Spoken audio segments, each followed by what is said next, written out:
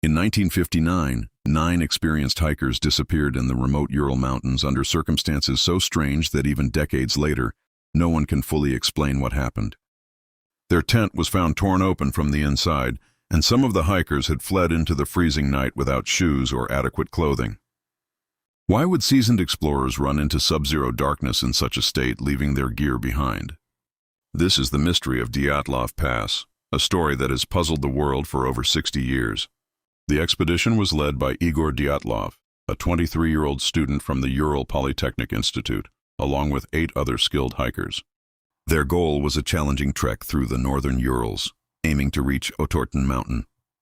They were all experienced and well prepared, with the necessary survival skills, clothing, and equipment for the harsh winter conditions. Yet despite their experience, the mountain seemed to have a plan of its own, one that turned their adventure into a nightmare.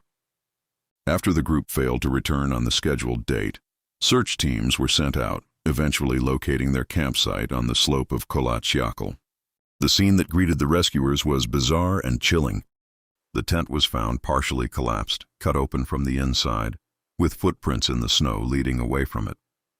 What could have driven 9 trained hikers to abandon their shelter in the middle of a Siberian winter night, facing temperatures well below -20 degrees Celsius? The thought alone is terrifying. Scattered across the slope were the bodies of the hikers, discovered in stages over the following weeks. Some were found wearing only underwear, while others had strange and severe injuries.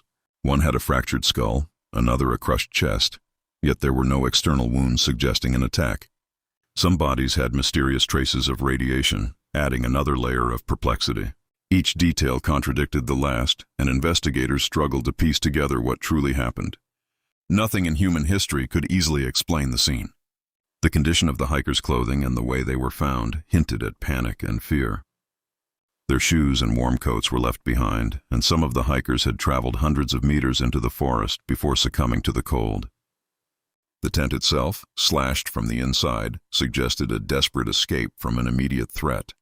What could have terrified these hikers so completely that they risked death by exposure rather than staying in their own shelter?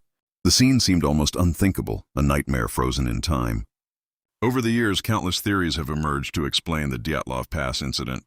Some believe an avalanche forced them to flee, while others suggest secret military tests involving radiation or weapons. Scientists have proposed natural phenomena like infrasound, which can induce panic and irrational fear. More speculative explanations include Yeti attacks, UFO encounters, or some unknown force of nature.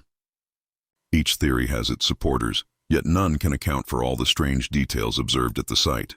Investigations into the incident continued for decades. A new inquiry was launched in 2019 using modern forensic techniques and avalanche modeling. While some aspects of the incident could be partially explained, the truth remains elusive. The torn tent, the bizarre injuries, the missing clothing, and the unexplained radiation are still questions without definitive answers. Every explanation seems to raise more mysteries than it solves, ensuring that the Dyatlov Pass incident remains one of the most haunting unsolved cases in modern history. Today, Dyatlov Pass is both a destination and a warning. Hikers and adventurers visit the site, retracing the route of the doomed expedition, yet they are reminded of the dangers that lie hidden beneath the snow and ice. The story continues to fascinate historians, scientists, and conspiracy theorists alike, as each generation searches for answers.